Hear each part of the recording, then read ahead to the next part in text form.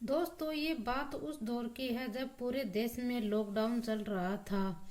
इसी बीच में जो जहां था वहीं ठहर रहा था, और ऐसा ही कोलकाता शहर में एक लड़का था जो कि घर से 750 किलोमीटर दूर यहाँ पर खाने कमाने के लिए आया था, और वह नौकरी कर रहा था। वह क्वालिटी इंजीनियर था, और अचानक से जो लॉकडाउन लग जाता है देश में, और वह भी वहीं का वहीं ठहर जाता है, रुक जाता है।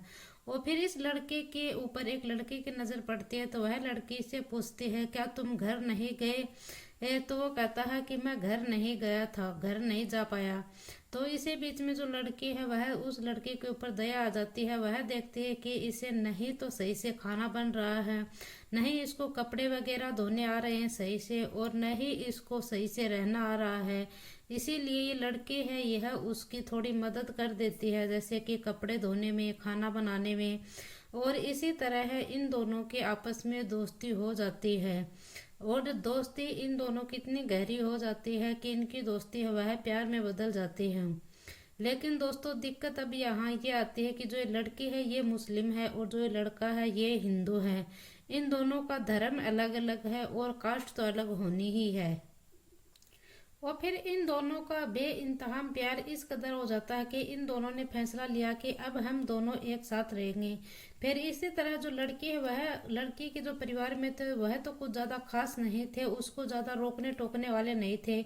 लड़की के परिवार वाले हैं वह तो मान जाते हैं, लेकिन दूसरी तरफ जो लड़का है वह अपने परिवार से बात करता है। वह अपने परिवार से बात करता है तो वहां पर दिक्कत आती है। जो लड़के के परिवार वाले हैं वह मानते नहीं है। वह कहते हो कि क्या तुम मुस्लिम लड़की से शादी करोगे? वह साफ साफ इनकार कर देते हैं, और कह देते हैं कि अगर तुमने मुस्लिम लड़की से शादी की तो हम नहीं तो तुम्हें कभी घर पर आने देंगे, और नहीं तुम्हारा यहाँ पर कुछ हमारे से कोई रिश्ता होगा। लेकिन जो लड़के के परिवार वाले वह तो साफ साफ मना कर देते हैं, इस रिश्ते के लिए वह रजामंदी नहीं देते हैं। लेकिन दूसरी तरफ जो लड़का है वह कहता है कि हर हालत में मुझे शादी तो इसी लड़की से करनी है। ये लड़का है यह अपने घर वालों से ऊपर के होकर यह इस अपने घर वालों की बात न मानते हुए यह इस लड़की से यह कोर्ट मैरिज कर लेता है, और कोर्ट में इन दोनों की शादी हो जाती है। और फिर यहाँ पर शादी हो जाती है। शादी होने के बाद यहाँ पर थोड़ा वक्त गुजरता जाता है, और जैसे ही हालांकि वक्त आगे आगे गुजर रहा था, जो लड़की के परिवार वाले हैं वह नाराज तो रहते हैं उससे, लेकिन जैसे जैसे आगे वक्त गुजर रहा था तो ये लड़का था यह अपने माता पिता बहनों से बातचीत करता था। तो उस लड़के को सिर्फ एक ही तमंज घसा जाता था कि उसे कहा जाता कि तुमने अब तक तो नमाज पढ़नी सीख ली होगी, उस लड़की ने तुम्हें अपने धर्म की सारी बातें क्या क्या सिखा दी हैं। यह सारी बातें थी। यह उस लड़के को उसकी माँ और उसकी बहनें उसे हर वक्त यह ताना कसा करती थी, और वह लड़का कहता था कि माँ ऐसी कोई बात नहीं है, ये लड़की है यह अपने धर्म को पूरी तरह से त्याग दिया है इसने, और यह हमारे धर्म का ही सब कुछ करती है, पूजा पाठ करती है, व्रत करती है। लेकिन यह जो लड़का है यह अपनी माँ को ये बातें बता रहा है, लेकिन जो उसकी माँ है वह कह रही कि तुमने तो इसे नमाज पढ़ना तो सिखा ही दिया होगा, कम से कम तुम नमाज तो पढ़ ही लेते होगे। और वो कहता है कि इसने तो नमाज पढ़ना भी बंद कर दिया है, अब ये नमाज भी नहीं पढ़ती है। लेकिन उस लड़के को तो हर वक्त यही ताना कसा करते थे, और उसको कभी भी किसी ने ऐसा सोचा भी नहीं था कि जिसे ये ताना कसे रहे हैं वह ऐसी परिस्थिति आकर तय हो जाएंगी जिसका किसी ने भी अंदाजा भी नहीं लगाया है। इस कहानी का इतना अंत होता हुआ इतना खौफनाक होता है कि किसी ने सोचा भी नहीं था। यहाँ पर इस जो ताने कसे गए थे, इसी तानों की कसने की वजह से दो कत्ल हो जाते हैं, और कत्ल भी इतने भयानक रूप से होते हैं जिसके जहां जहां तक ये कहानी पहुंचती है वहां वहां तक लोग सोचने पर मजबूर हो जाते हैं कि आखिरकार ऐसा क्यों हुआ। नमस्कार, राधे राधे, जय श्री कृष्णा। दोस्तों, मैं पूजा। आज की हमारी घटना की शुरुआत होती है उत्तर प्रदेश के जौनपुर से, और जौनपुर जिले का ही एक थाना लगता है जफराबाद, और जफराबाद का ही एक इलाका लगता है अहमदपुर। पुरानी गोदाम की ही यही सच्ची घटना है। दरअसल हम एक महिला है जो कि बनारस में रहती है, और उस महिला का नाम शकुंतला होता है। वह शकुंतला हर रोज सुबह शाम अपने भैया और भाभी से बात किया करती थी। लेकिन जैसे कि उसके भैया से बातचीत होती थी तो वह भाभी के बारे में पूछ लेती थी, अगर भाभी से बात होती थी तो वह भैया के बारे में पूछ लेती थी। ऐसे ही करते वह महिला है उसकी अपने भैया और भाभी से हर रोज बात हुआ करती थी। और भाभी है उसकी उम्र लगभग 60 साल के आसपास होती है, जो भैया है उसकी उम्र 62 साल के आसपास की होती है। और यह तारीख होती है 9 दिसंबर 2025 की है। शकुंतला है वह अपनी भाभी बबीता देवी को फोन करती है। सुबह के तकरीबन 7 बजे का वक्त है और वह फोन है जो बबीता का वह स्विच ऑफ आ रहा है। वह थोड़ी देर इंतजार करती है और फिर से वह अपने भाभी को फोन करती है, लेकिन जो शकुंतला देवी ने सोचा कि क्या बातचीत है, फोन बंद आ रहा है। और इसी बीच में जो शकुंतला देवी है वह अपने भैया को, जो उसका भैया है उसका नाम श्यामलाल होता है, और जैसे वह अपने भैया श्यामलाल को फोन करती है तो श्यामलाल का फोन है तो वह भी स्विच ऑफ आता है। और वह सोचती है कि क्या पता थोड़ी देर बाद कॉल कर लेंगे, क्या पता यहाँ पर बिजली चली गई हो या फिर और कोई दिक्कत आ गई हो जिसकी वजह से फोन बंद आ रहा है।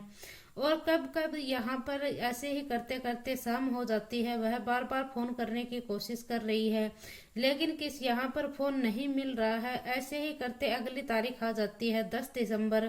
फिर से वह ट्राई करती है, फिर से पूरा दिन निकल जाता है और फिर अगला दिन भी वह जैसे ही 11 दिसंबर आता है, 11 दिसंबर को भी उनका फोन स्विच ऑफ आता है, लेकिन वह बातचीत उनकी कोई बातचीत नहीं हो पाती है। आखिरकार जो शकुंतला वह अपने सगे भतीजे अम्बेश कुमार उर्फ रिंकू को फोन करती है और रिंकू से कहती है कि बेटा जो अपनी मम्मी है तुम्हारी, उससे मम्मी और पापा के नंबर दोनों के बंद आ रहे हैं और मेरी उनसे कोई बातचीत नहीं हुई है, तुम ऐसा करो कि मेरी उनसे बात करवा दो। तो ये जो लड़का रिंकू है ये कहता है कि ठीक है बुआ जी, मैं थोड़ी देर में बात करवाऊंगा आपकी, बहुत परेशान हूँ। वह 3-4 बार ये फोन करने की कोशिश करता है, रिंकू वह बार थोड़ी देर बाद इनका फोन नहीं उठाता है। और फिर यहाँ पर ऐसे ही करते करते अगली तारीख आ जाती है 12 दिसंबर 2025 को। जो अम्बेश कुमार उर्फ रिंकू होता है उसकी बहन वंदना होती है और इस वंदना अपने भाई रिंकू को फोन करती है और उसे कहती है कि भाई देखो मम्मी और पापा के दोनों के नंबर बंद आ रहे हैं, एक काम करो जरा हम मेरी उनसे बात करवा दो। रिंकू कहता है कि मैं बातचीत कहाँ से करा दूं, मैं भी बुआ का फोन भी आया था मेरे पास है और मैं मम्मी पापा को खोज रहा हूँ। मम्मी पापा दरअसल वह घर पर मिल ही नहीं रहे हैं, वह पता नहीं अचानक से कहाँ पर लापता हो गए हैं, मैं उनकी तलाश कर रहा हूँ, मुझे मेरी मदद करो तुम भी उनको ढूंढ खोजने में। और वह कह रहा है कि मैं माता और पिता को खोजने के लिए जा रहा हूँ। और ऐसे ही करते करते ये दिन है यह भी निकल जाता है। और फिर यहाँ पर अगली तारीख आती है, यानी कि जो 12 दिसंबर की जो तारीख थी वह निकल जाती है। यहाँ पर 24 घंटे का समय है वह बीत जाता है। रिंकू का जो नंबर था वह भी स्विच ऑफ हो जाता है और इससे जो इसकी बहन थी वंदना वह परेशान हो जाती है और वह सीधा जफराबाद थाने में पहुंच जाते हैं। जाने के बाद वह कहती है कि साहब मेरे पिता का नाम, जिसका नाम श्यामलाल होता है, उम्र उसकी 62 साल होती है और मेरी माँ जिसका नाम बबीता देवी है, उम्र उसकी 60 साल है और मेरा भाई है जिसका नाम अम्बेश कुमार उर्फ रिंकू होता है, उम्र उसकी 37 साल है, वो लापता हो गए हैं, अचानक से गायब हो गए। हमने उसे हर जगह खोजने की कोशिश की लेकिन वह हमें कहीं नहीं मिला है और आप हमारी मदद कीजिए। और यहाँ पर जो पुलिस है वह एफआईआर दर्ज कर लेते हैं। एफआईआर दर्ज करने के बाद जो नंबर थे उनको पुलिस सर्वेलेंस पर डाल देती है। उनमें ऐसा पुलिस खोज करती है कि आखिरी बार इनको किसका कॉल आया था, आखिरी बार इसने किससे कॉल पर बात की थी। लेकिन जो नंबर थे उनमें तो पुलिस को कोई सस्पेंस नहीं मिलता है। आखिरकार 13, 14 और 15 ये तारीख गुजरती हैं। 2 दिन के बाद जो अम्बेश कुमार है उसका फोन, जो अम्बेश उर्फ रिंकू होता है उसका फोन है वह स्विच ऑफ खुल जाता है।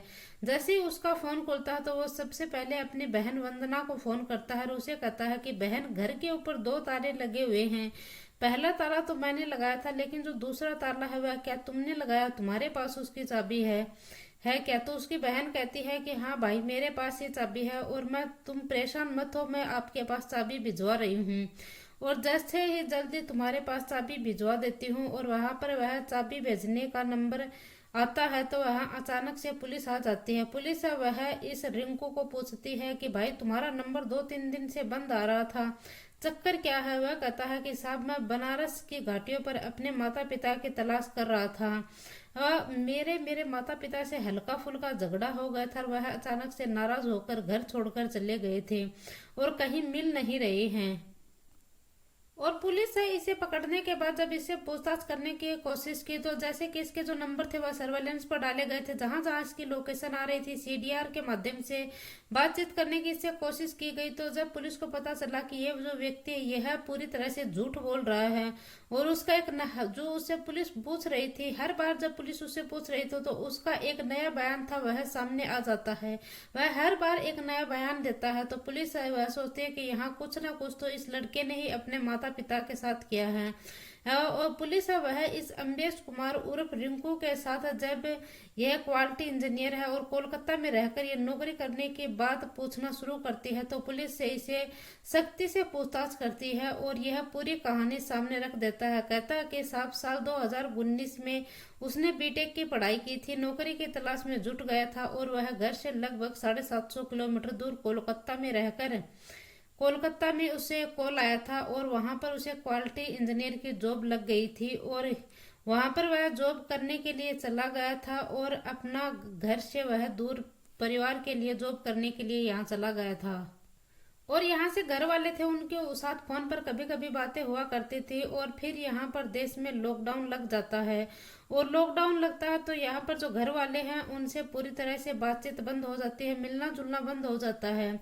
और इसी बीच में जो इसके पास एक लड़की होती है जो कि ब्यूटी पार्लर का काम करती है और देखने में वह उस लड़के को देखती है और पूछती है कि तुम घर क्यों नहीं गए थे। वह इसी बीच में इनकी पूरी कहानी बताई, उनकी नजदीकियां बढ़ जाती हैं और इस लड़की की मदद वह करना शुरू कर देती है। जो लड़की इस लड़के की मदद करना शुरू कर देती है, कभी इसका खाना बना कर दिया करती थी, कभी इसको कपड़े धोकर दिया करती थी। इनकी दोस्ती हो जाती है और दोस्ती इनकी कब प्यार में बदल जाती है।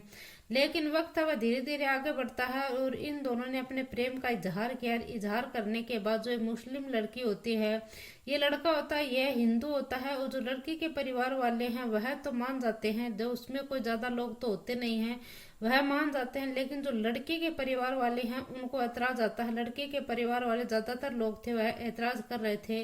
वह चाहे उसकी बड़ी बहन वंदना हो या चाहे उसकी जो 2 नंबर की बहन अपर्णा हो या फिर 3 नंबर की बहन जो सपना हो वह हो, तीनों बहन थी। यह अपने इस भाई से कह देती, जो कि इनका इकलौता भाई है, उसे साफ साफ कह देते हैं कि जो वो इनकार कर देती हैं। और जो इसका पिता है वह रेलवे में लोको पायलट होता है, जिसकी माँ है वह गृहिणी होती है। और सभी ने साफ साफ इनकार कर दिया था कि मुस्लिम लड़की से शादी नहीं, किसी भी कीमत के ऊपर नहीं करनी है। लेकिन जो लड़का है यह इकलौता होता है, यह अपनी जिद पर अड़ जाता है और यह अपने परिवार वालों की बात न मानते हुए यह उस लड़की के साथ अपना प्रेम विवाह कर लेता है। घर वालों ने शादी की मंजूरी नहीं देते हैं, ये साफ साफ कह देते हैं कि हमारा और आपका अब कोई रिश्ता नहीं है और अब तुम हमारे घर पर भी मत आना।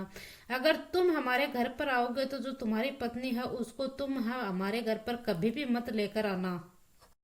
और फिर शादी के बाद इसी तरह से जो लड़का है वह अपने परिवार वालों से बातचीत करता रहता था। तो लड़के को तो जो परिवार वाले थे उनको लड़के के घर आने से कोई ही ऐतराज नहीं था, जो उसकी पत्नी थी उसके घर पर आने से उनको ऐतराज था। और फिर यहाँ पर जब जब लड़के के घर वालों से बात होती थी तो वह घर वाले उस लड़के से कहता था कि तुम्हें तो अब इस लड़की ने नमाज पढ़ना तो सिखाई दिया होगा, अब इसने तुम्हें मुस्लिम बनाना तो सिखाई दिया होगा, बना दिया होगा, और इसने अपने धर्म की पूरी बातें तो तुमने इसे बता दी होगी और अब ने तुमने इसे मीट खाना भी सिखा दिया होगा तुम्हें।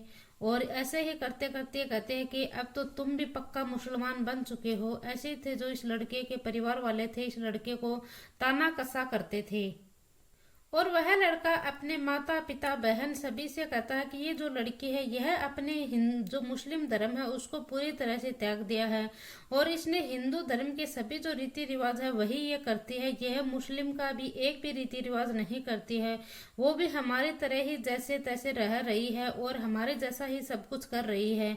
बिल्कुल आपको यकीन भी नहीं होगा कि यह मुस्लिम लड़की है या हिंदू लड़की है। और यह पहला एक जो इसकी शादी के बाद जो ये लड़का है रिंकू, उसके पहले एक बेटी पैदा हो जाती है और फिर आगे चलकर रिंकू के एक बेटा पैदा हो जाता है, 2 बच्चे भी इसके पैदा हो जाते हैं।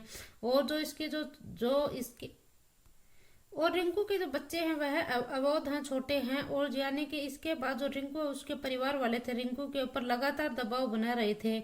आखिरकार 30 जून 2025 को जो रिंकू का पिता था, जो लोको पायलट में था, वह पिता रिटायरमेंट आता है।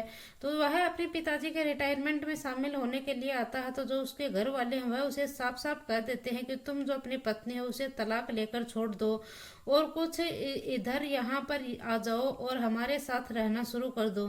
फिर ये जो लड़का है रिंकू ये कहता है कि मैं मेरी पत्नी से बात कर कर बताऊंगा, फिर ही मैं आपको बात बताऊंगा। फिर इस लड़की के ऊपर जो लड़की के परिवार वाले थे वह लगातार प्रेशर बना रहे थे, दबाव बना रहे थे कि तुमने बात की कि नहीं की। इसी बीच में जो लड़का है वह उस लड़की से बात करता है और उसे कहता है कि मेरे घर वाले हैं, अब मेरे 2 बच्चे भी हो गए हैं और हमारे 2 बच्चे हो चुके हैं, मेरे घर वाले हैं वह लगातार तुमसे तलाक लेने की बात कर रहे हैं। तो ये लड़की है ये कहती है कि ठीक है, मेरे कोई दिक्कत नहीं है, मैं तलाक ले लूंगी। फिर जो ये लड़का है रिंकू ये कहता है कि अगर तुम तलाक तो ले लोगे लेकिन तुम बच्चों को कैसे पालोगे। तो ये जो लड़का रिंकू ये कहता है कि तुम ऐसा करो, तलाक ले लो और उसमें। और फिर जो मुस्लिम लड़की और जो लड़का रिंकू था इन दोनों की आपस में सहमति होती है और ये कहता है कि मैं तुम्हें 10 लाख रुपए दे दूंगा। और फिर तुम जो ये लड़की कहती है कि आप मुझे 10 लाख रुपए दे देना और है ना, मैं मेरा ब्यूटी पार्लर का काम है वह शुरू कर कर मैं अपने बच्चों का भरण पोषण कर लूंगी। यहाँ पर जो बच्चे जो 10 लाख रुपए की बात आती है, जैसे ये लड़का है ये है अम्बेश होता है उर्फ रिंकू होता है, यह अपने परिवार वालों से बातचीत करता है। ये कहता है कि जो लड़की है वह मान तो गई है लेकिन वह 10 लाख रुपए मांग रही है, तो हमें उसको 10 लाख रुपए देने पड़ेंगे। और यह अम्बेश इस घटना से लगभग 3 महीने पहले घर पर आता है और यह अपने माता पिता और अपनी बहनों से बात करता है। ये कहता है कि जो लड़की है वह मान तो गई है लेकिन वह 10 लाख रुपए मांगती है। तो जो इस लड़की जो रिंकू है इसके माता पिता और उसकी बहन कहते हैं कि ये जो रायता है ये तुमने ही फैलाया है और इससे हमारा कोई मतलब नहीं है, तो कैसे करोगे कैसे नहीं करोगे, ये पैसे तुम्हें ही देने हैं, तुम कहाँ से ला कर दोगे, हमें कुछ भी नहीं पता है। और ऐसे ही करते करते घर में आए दिन कहा सुनी होना शुरू हो जाती है। घर में आए दिन दंगे फसाद लड़ाई झगड़े शुरू हो जाते हैं। और ऐसे ही एक दिन आता है 8 दिसंबर 2025 होता है और शाम के तकरीबन 7 बजे के आसपास का वक्त होता है। वो जो बेटा है वह अपनी माँ से बातचीत कर रहा था और माँ से वह पैसों की डिमांड कर रहा था। और माँ है वह उसको गुस्सा आता है और गुस्से में आकर वह जो उसका बेटा होता है उसको धक्का मारकर वह घर से बाहर निकाल देती है और कहती है कि तुम निकल जाओ मेरे घर से, ये घर है मेरा है। लेकिन जो लड़का है वह अपनी माँ से कहता है कि तुम भूलो नहीं, दरअसल ये घर है जो ये मेरा घर है और तुम यहाँ पर सिर्फ मेहमान हो कि ये घर है, इस घर की तुम मालिक बता रही हो। माँ से कहता है यह घर तो मेरा जो नाना है राम नारायण दास राम नारायण दास है, दरअसल इस लड़के का नाना होता है और यह नाना ने मेरे नवासी को यह घर था यह दिया था और ये घर आपका नहीं है। और आपका जो मूल जगह है वह तो केरावत कोतवाली थाने क्षेत्र में होता है, खरसेनापुर गांव होता है, वहां के ये मूल निवासी होते हैं। लेकिन जो लड़का था यह नवासी होता है और इसके जो नाना है यह इसको ये घर दे देते हैं।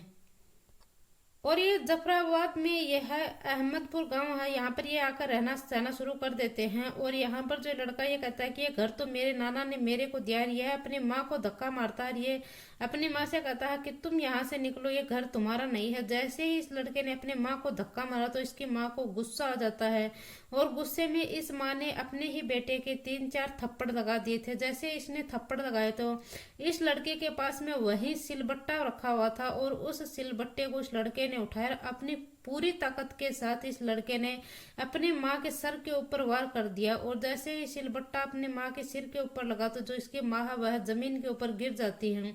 और इसी बीच में जो इसका पिता है यानी कि श्यामलाल है वह मौका पाते ही यहाँ पर आ जाता है बीच में, बीच बचाव करने के लिए। तुम्हारी हिम्मत कैसे हुई अपनी माँ के तरफ हाथ उठाने की। तो यह अपने देखते देखते अपना जो पिता है वह कहता है कि देखो अब मैं तुम्हारे साथ क्या करते हूँ।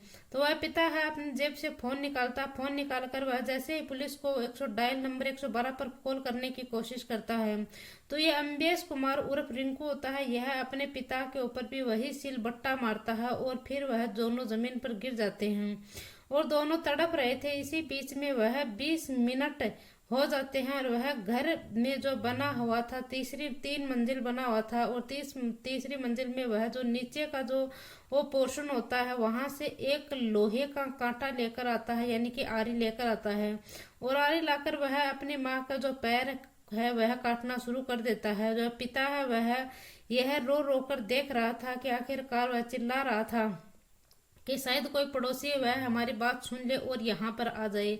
इसी बीच में जो लड़का है वह एक रस्सी का इंतजाम करता है और वह उस रस्सी से अपने पिता का गला घोट देता है। तब तक गला दबाए रखता जब तक कि उसके पिता की मौत न हो जाए। फिर वह जो उसकी माँ है उसके अपनी माँ का वह 3 हिस्सा करता है। एक तो नीचे से पैर काट लेता है घुटनों से, फिर धड़ को अलग कर देता है, फिर ऊपर के धड़ को अलग कर देता है, और ऐसे करके उसने 3 टुकड़े तो अपने माता के किए थे और 3 टुकड़े ही अपने पिता के किए थे। ऐसे ही कर कर उसने 6 बोरों में ये टुकड़े भर लिए थे, और 6 टुकड़ों में यानी कि एक प्लास्टिक और लेता है, वह 6 की बजाय 7 में उसमें कोई और आंत वगैरह थी वह भर लेता है।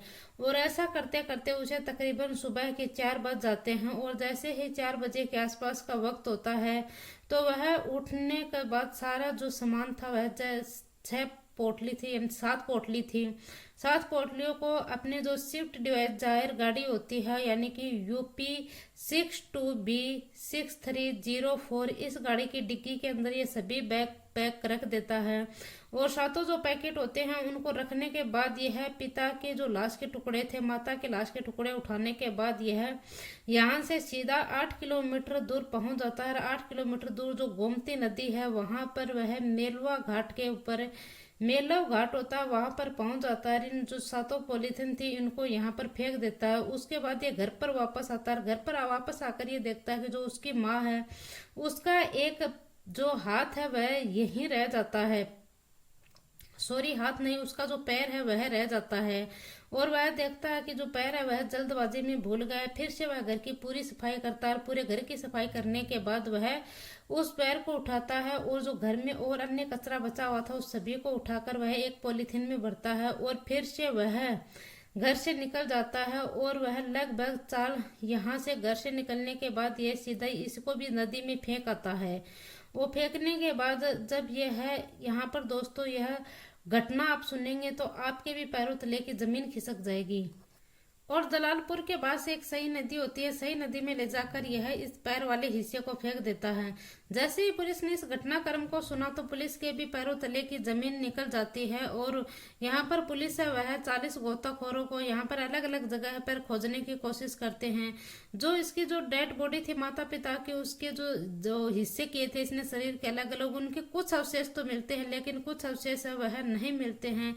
यहाँ पर शायद ये अंदाजा लगाया जा रहा था कि जो कुछ हिस्से थे वह या तो कोई मछली खा गई है या कहीं पानी में वह दूर बहकर चले गए हैं या फिर कोई और अन्य जो जीव जंतु वह इनको खा गए हैं। और लाश के जो टुकड़े हैं उनको 40 गोताखोरों की मदद से तमाम कोशिशें की गई थी प्रयास का, लेकिन यहाँ पर जो घटनाक्रम का खुलासा आता तो ये जो तीनों बहन थी इनको भी इस बात का यकीन नहीं हो रहा था।